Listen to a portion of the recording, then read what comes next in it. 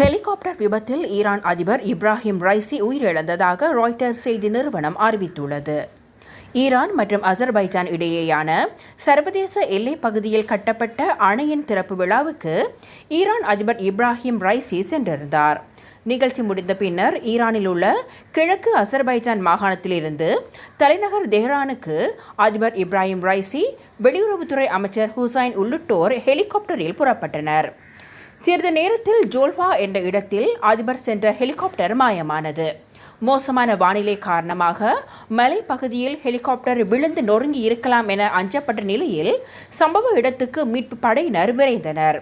இந்த நிலையில் இன்று காலை ஹெலிகாப்டர் முற்றிலும் எரிந்த நிலையில் அதன் பாகங்கள் கண்டுபிடிக்கப்பட்டதாக ஈரான் நாட்டு ஊடகம் அறிவித்தது.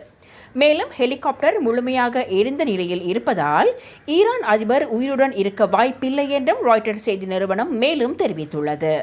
இதுபோன்று பல செய்திகளை தெரிந்து கொள்ள நமது வைப்ஸ் டிவி யூடியூப் தளத்தை சப்ஸ்கிரைப் செய்து அருகிலுள்ள பெல் பட்டனை கிளிக் செய்யுங்கள். மேலும் பல செய்திகளை அறிந்து கொள்ள www.vaibznews.com vibesnews.com என்ற இணையதளத்தை பார்வையிடுங்கள்.